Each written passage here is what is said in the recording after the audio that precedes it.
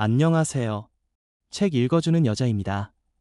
현대사회는 빠르게 변화하고 복잡해지는 인간관계 속에서 우리는 종종 중심을 잃고 흔들리고 합니다.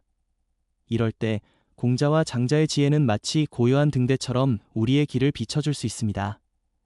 반복되는 일상의 지루함을 느낀다면 그것은 삶의 변화가 필요하다는 신호입니다. 즐거웠던 일에도 쉽게 우울해진다면 삶의 중심인 중용이 무너졌기 때문이죠. 공자의 가르침은 흐트러진 마음의 질서를 잡아줍니다.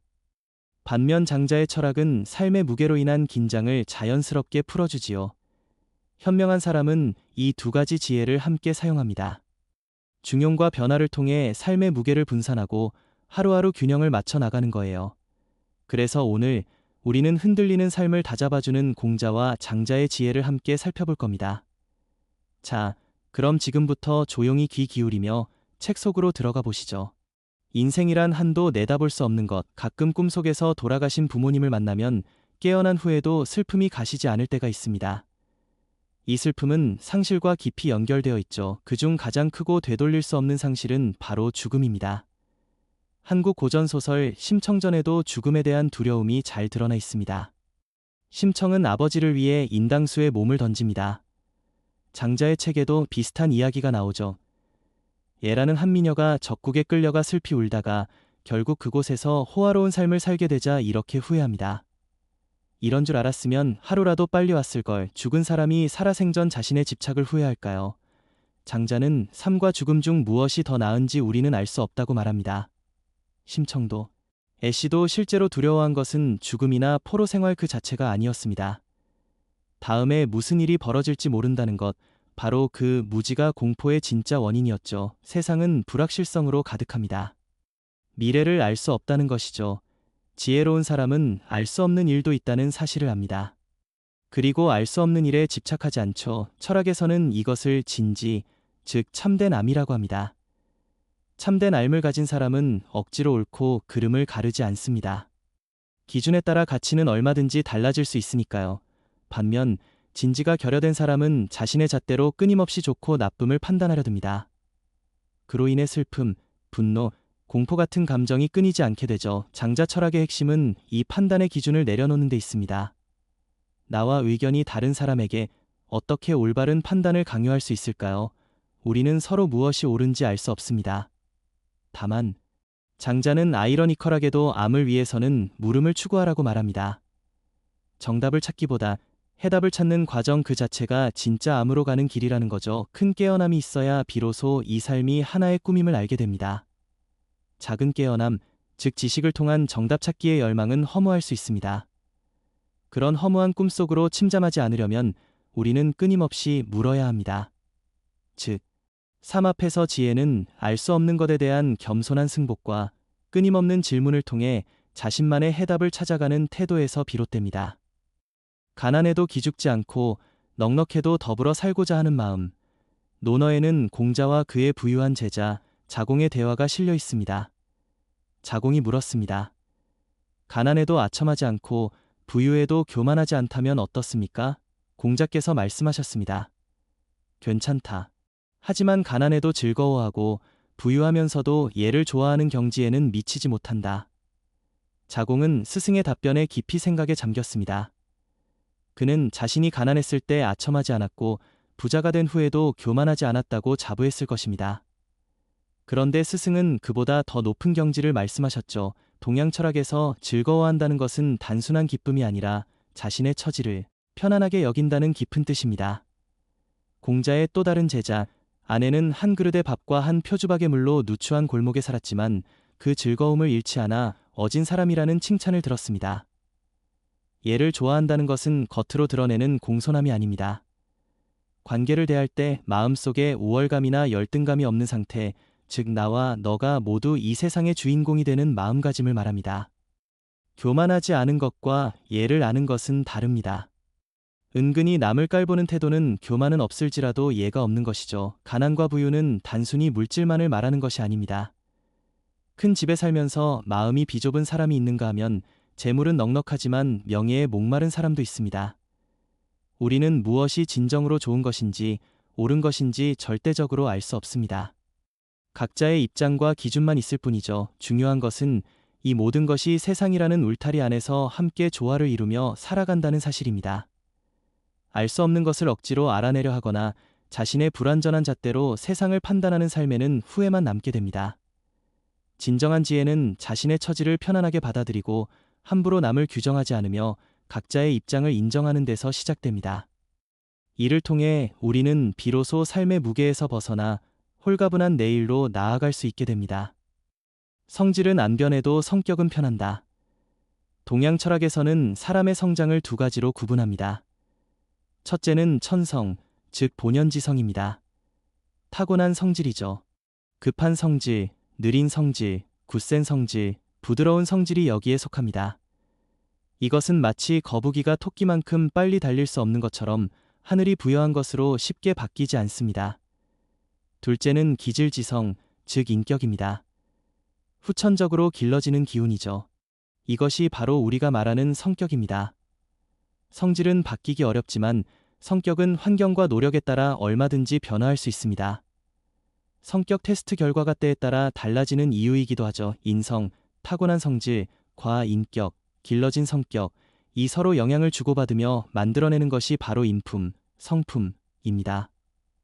따라서 인품은 인성과 인격이 균형을 찾아가는 과정에서 생기는 결과물이지요. 타고난 성질이 아무리 급하고 거칠어도 인격을 잘 갈고 닦으면 인품은 온화해질 수 있습니다. 반대로 성질이 한없이 부드러워도 인격을 단련하면 인품은 강인해질 수 있습니다. 결국 고래는 싸워도 고래라는 말은 인성에만 해당되는 이야기입니다. 우리가 평생을 걸쳐 갈고 닦을 수 있고 또 꼭 갈고 닦아야 하는 것은 인격과 인품이죠. 이것이 우리가 진정한 나를 만들어가는 일입니다. 타고난 것을 저버리는 것이 아니라 그것을 바탕으로 더 나은 사람으로 성장해가는 과정, 변하지 않는 뿌리를 인정하면서도 변해가는 가지와 꽃을 가꾸는 것, 그것이 삶을 풍요롭게 하는 지혜로운 태도입니다. 공자께서 말씀하셨습니다. 나는 말하지 않으려 한다. 제자 자공이 당황하며 물었습니다. 선생님께서 말씀하지 않으신다면 저희들이 무엇을 배워 이어가겠습니까? 공자께서는 이렇게 답하셨죠. 하늘이 무슨 말을 하더냐? 그런데도 사계절은 운행되고 만물은 스스로 자라나고 있지 않느냐. 하늘이 무슨 말을 하더냐? 이 말씀은 변화의 본질을 가리킵니다. 진정한 가르침은 말이 아니라 저 멀리서도 쉬지 않고 변화하는 저 하늘의 모습 그 자체에 있습니다. 끊임없이 을 향해 나아가는 의지와 실천, 그 과정 자체가 바로 진리라는 뜻이죠. 동양에서는 변화를 변과 화로 구분합니다. 변은 외형적, 물리적인 변화입니다. 음료수 캔을 밟아 찌그러뜨린 것과 같죠. 반면 화는 본질적, 화학적인 변화입니다. 얼음이 물이 되고 물이 증기가 되는 것처럼 이전의 모습을 상상하기 어려울 정도로 완전히 새로운 상태로 태어나는 것입니다. 사람도 마찬가지입니다. 외모가 달라지는 것은 변이지만 성격과 인격이 근본적으로 달라지는 것은 화입니다. 장자는 이렇게 말했습니다. 사람들은 아름다운 것을 신기하다 하고 썩은 것을 고약하다 한다. 그러나 썩은 것은 다시 변해 신기하게 되고 신기한 것은 다시 썩게 된다. 온갖 변화는 한 가지 기운으로 통한다. 그래서 나는 이 하나를 소중히 여긴다. 그 하나란 바로 변화 그 자체, 특히 능동적인 화를 말합니다.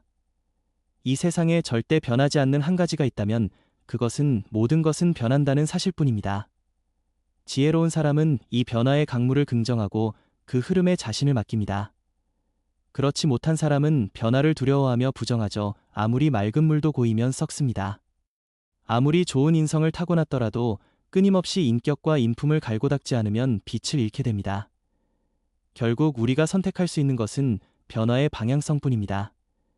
좋은 쪽으로 변화할 것인가, 나쁜 쪽으로 변화할 것인가, 그 선택의 순간순간이 바로 우리가 살아가는 의미이자 진정한 나를 만들어가는 길입니다. 쓴맛을 좋아하는 사람은 없습니다.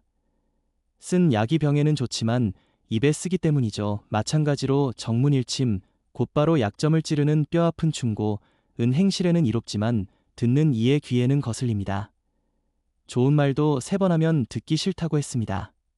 하물며 따끔한 충고를 기꺼이 반기는 사람은 드물죠. 논어에는 이런 말씀이 있습니다. 임금을 섬기며 자주 간언하면 모욕을 당하게 되고 친구 사이에 자주 충고하면 멀어지게 된다. 이는 관계에 대한 깊은 통찰을 담고 있습니다. 위에는 상관, 선배, 부모님이 될 수 있고 수평에는 친구와 동료가 있습니다. 아무리 좋은 뜻이라도 무심코 던진 충고는 상대방에게 무시당했다는 감정을 줄 수 있습니다. 충고에는 이미 내가 옳고 내가 틀렸다는 판단이 깔려 있기 때문입니다. 그렇다면 차라리 말하지 않는 것이 나을까요? 장자의 덕충부에 나오는 에타타 이야기가 해답을 알려줍니다. 위나라에 에타타라는 몹시 못생긴 사람이 있었습니다. 그런데 이상하게도 남자들은 그를 떠나지 못했고 여자들은 다른 사람의 아내가 되느니 에타타의 첩이 되겠다고 할 정도로 모두를 매료시켰습니다. 그는 결코 어떤 주장을 내세우지 않았고 오직 사람들과 조화를 이룰 뿐이었습니다. 공자는 이 비결을 이렇게 설명했습니다. 그는 변화의 흐름을 따를 줄 알며 덕은 밖으로 드러내지 않기 때문이다. 즉, 그는 억지로 판단하거나 고치려 하지 않았습니다. 그저 세상의 변화에 순응하며 그 흐름 속에서 사람들과 자연스럽게 조화를 이뤘죠. 진정한 지혜는 때로 말이 아닌 침묵에 있습니다. 남의 결점을 바로잡으려 애쓰기보다 그를 있는 그대로 바라보는 나의 마음을 가다듬는 것, 상대에게 충고하고 싶은 마음이 든다면 잠시 에타타를 떠올려 보세요. 그것이 오히려 더 깊고 끈끈한 관계를 만드는 첫걸음이 될지도 모릅니다. 우리는 수많은 역할을 동시에 수행하며 살아갑니다. 가정에서는 부모이자 자식이고 배우자이고 사회에서는 직장인이자 동료입니다. 이 모든 역할을 완벽하게 해내야 한다는 압박감은 우리를 지치게 만들고 머릿속을 복잡하게 가득 채웁니다. 온통 얽히고 설킨 실타래처럼 느껴지죠. 풍족한 시대, 우리는 선택지와 정보에 둘러싸여 살고 있습니다. 이 많은 것이 오히려 우리의 마음을 어지럽히고 삶을 지나치게 복잡하게 만들었습니다. 영국의 신학자 오컴의 윌리엄은 이럴 때 필요한 오컴의 면도날 원리를 제시했습니다. 더 적은 수로 설명할 수 있는데 더 많은 것을 가정해서는 안 된다. 즉, 불필요한 가정은 과감히 잘라내고 가장 단순하고 논리적인 설명을 택하라는 것이죠. 우리의 머릿속이 복잡한 이유는 어쩌면 과 같은 불필요한 가정과 걱정이 너무 많아서일 수 있습니다. 안나 카레니나는 사랑하는 연인의 모든 행동에 수많은 부정적인 가정을 붙이며 스스로를 파멸로 몰아갔습니다. 복잡한 상황에서 얽힌 문제를 풀려면 자신에게 이렇게 질문해 보세요. 지금 내게 정말 중요한 것은 무엇인가? 내가 꼭 해야 하는 일은 무엇인가? 이 질문들을 통해 핵심을 찾고 중요하지 않은 일은 과감히 내려놓거나 다른 이에게 맡기세요. 한 번에 하나씩 집중해서 해결해 나가는 것입니다. 삶은 본래 단순합니다. 복잡한 것은 우리의 생각과 눈앞에 너무 많이 펼쳐진 선택지일 뿐이죠. 사유의 날카로운 면도날로 불필요한 것을 잘라내고 삶의 중심을 되찾는 지혜를 기르세요. 우리는 모두 어느 날 문득 거울 속에서 낯선 자신을 마주합니다. 20세기 철학자 시몬드 보부아르도 그러했습니다. 급진적으로 삶을 살았던 그녀는 노년을 거부하며 싸웠지만 결국 인정하고 받아들여야 했죠. 보부아르는 노년이 단순한 생물학적 현상이 아니라 타인의 시선이 만들어낸 문화적, 사회적 판결이라고 보았습니다. 사회는 노인을 무기력한 존재로 보는 경향이 있지만 그녀는 노인이 그 자체로 가치 있는 존재임을 주장했습니다. 그렇다면 어떻게 해야 의미 있는 노년을 맞이할 수 있을까요? 보부아르가 강조한 첫 번째는 자신에게 진실하기입니다. 사회가 기대하는 노인 역할을 연기하지 말고 평생 쌓아온 자신만의 경험과 정체성을 있는 그대로 포용하라는 것이죠. 일기를 쓰거나 회고록을 쓰는 것은 자아를 이해하는 데 큰 도움이 됩니다. 두 번째는 삶의 부조리를 인정하기입니다. 나이가 들수록 합리적이지 않거나 불공평한 상황을 자주 마주하게 됩니다. 이러한 삶의 본질적 불완전성을 있는 그대로 받아들이는 것이 중요합니다. 변화를 통제하려고 애쓰기보다 수용의 지혜를 기르는 것이죠. 여기서 수용은 체념이 아닙니다. 자신의 통제 범위를 인정하면서도 삶의 주도권을 포기하지 않는 적극적인 태도입니다. 보부아르는 노년에도 우리에겐 실존적 자유가 남아있다고 말합니다. 신체는 늙어가지만 우리의 정신은 여전히 우리의 경험을 해석하고 의미를 부여하며 태도를 결정할 자유를 갖고 있습니다. 마지막으로 중요한 것은 무엇을 하는가보다 어떻게 하는가에 집중하는 것입니다. 노화로 인한 변화를 자연스러운 것으로 받아들이고 현재 순간을 가꾸는데 정성을 쏟으라는 것이죠. 당신이 지금 서 있는 오늘이라는 정원을 돌보세요. 그 안에 고통보다는 평화가, 후회보다는 감사가 가득 차도록 말입니다. 지혜로운 노년은 결국 변하지 않는 삶의 흐름 속에서 변하지 않는 자신의 중심을 지켜내는 연습입니다. 너 요즘 행복하니? 누군가 이런 질문을 던진다면 당신은 뭐라고 대답하시겠습니까? 이 순간적이지만 무거운 질문 앞에서 많은 사람이 막막함을 느낍니다. 행복은 마치 파랑새 같아서 열심히 찾을수록 더 멀어지는 느낌이 드는 법이죠. 영국의 철학자 존 스튜어트 밀은 행복에 대한 역설을 제시합니다. 그는 이렇게 말했습니다. 행복을 수중에 넣는 유일한 방법은 행복 이외의 다른 목적을 인생의 목적으로 삼는 것이다. 그리고 덧붙였습니다. 당장 행복 속에 있다 할지라도 나는 행복한가? 하고 스스로 묻는다면 그 순간 행복은 사라질 것이다. 즉, 행복은 부산물입니다. 그것 자체를 목표로 삼고 쫓을 때가 아니라 다른 가치로운 일에 몰두할 때 자연스럽게 찾아오는 것이죠. 밀은 또 쾌락의 질을 강조합니다. 동료 공리주의자 제러미 벤담이 쾌락의 양을 계산했다면 밀은 질이 더 중요하다고 보았습니다. 그의 유명한 말처럼 만족한 돼지보다 불만족한 인간이 되고 만족한 바보다 불만족한 소크라테스가 되는 편이 낫다. 육체적이고 일시적인 쾌락보다 정신적이고 깊은 만족을 주는 쾌락을 추구하라는 것입니다. 이는 타인을 돕거나 자신의 정신을 성장시키는 데서 올 수 있습니다. 영화 어바웃 타임의 주인공 팀은 과거로 돌아가 하루를 다시 살 수 있는 능력이 있습니다. 그는 사소한 순간들을 다르게 선택하며 주변 사람들의 미소를 만들고 결국에는 더 이상 시간여행을 하지 않고 오늘이 마지막인 것처럼 살기로 결심합니다. 그는 사소한 일상 속에서 타인을 배려하는 작은 선택들을 반복하며 진정한 행복의 맛을 알아갑니다. 진정한 행복이란 무엇일까요? 그것은 행복하냐는 질문에서 눈을 돌려 내 삶에서 진정으로 소중한 것은 무엇인가? 라는 질문을 스스로에게 던지는 것에서 시작됩니다. 그때 떠오르는 것은 화려한 성취가 아니라 소중한 사람들과의 평범한 순간들일 것입니다. 행복은 쫓는 것이 아니라 지금 내가 가진 것과 내가 하는 일에 온전히 머무를 때 그 안에서 피어나는 것이니까요.